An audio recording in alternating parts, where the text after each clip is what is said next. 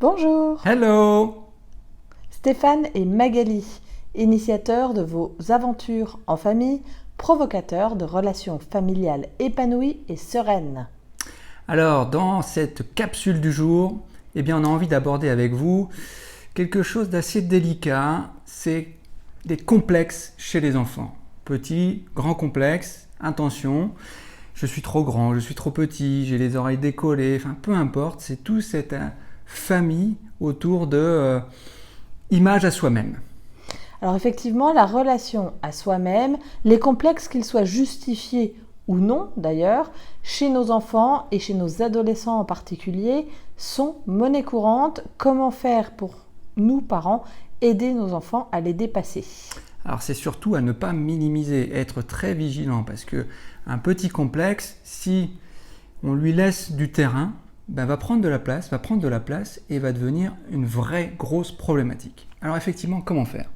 Alors, comment faire ? Il faut être rassurant avec l'enfant, mais surtout, il faut lui faire prendre conscience de ses forces, de ses qualités.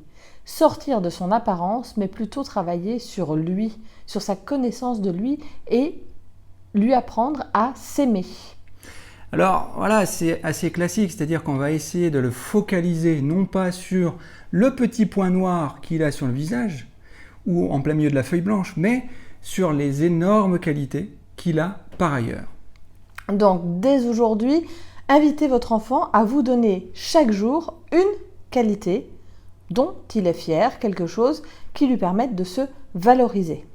Voilà, au quotidien, que ça devienne une habitude et que même si au début c'est un effort pour lui, que naturellement, son cerveau, son subconscient va ensuite se focaliser sur non pas le négatif, mais le positif.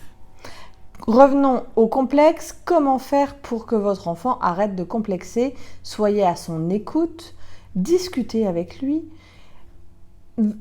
essayez de trouver la source. Essayez de voir avec l'enfant d'où vient ce complexe. Est-ce qu'il s'agit de quelque chose qu'on lui a dit ? Est-ce que c'est une moquerie récurrente de ses camarades ? Est-ce que peut-être vous-même aussi, sans le vouloir, vous lui avez dit quelque chose ? En tout cas, essayez de trouver la source pour ensuite discuter avec l'enfant. Essayez aussi de l'accompagner à se projeter. Ah bon ? Et toi ? Qu'est-ce que tu préférerais ? Qu'est-ce que tu aimerais ? Comment tu voudrais que ce soit ? Demandez-lui son avis. Et puis d'aller voir si c'est une vraie douleur pour lui. Mais qu'est-ce que tu ressens ? Tu me dis que t'es la girafe dans la cour de l'école parce que tu es très grande par rapport aux autres.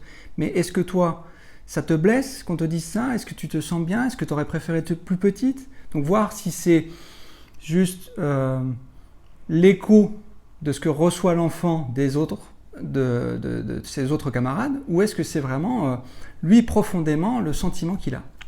Alors, excusez-moi, j'ai un chat qui est passé par là. Je vous invite également, en dernier point, à faire une force de tous ces complexes que votre enfant peut avoir. Il est trop grand, qu'il joue au basket. Il se trouve les oreilles trop grandes, il a qu'à devenir ingénieur du son. Non mais, quoi qu'il en soit, transformez ces complexes en une force, une différence qui fait que votre enfant est comme il est et qui fait que vous l'aimez comme il est. Il ne reste plus qu'à lui aussi, il s'aime comme il est.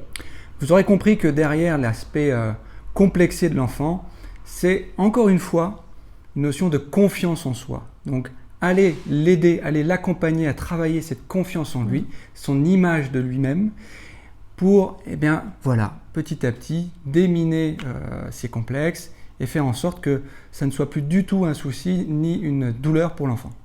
Alors, si vous voulez aller plus loin, l'accompagner dans la confiance en soi, on vous rappelle que vous pouvez encore vous inscrire pour participer aux ateliers Gagner en confiance en soi en partageant des aventures.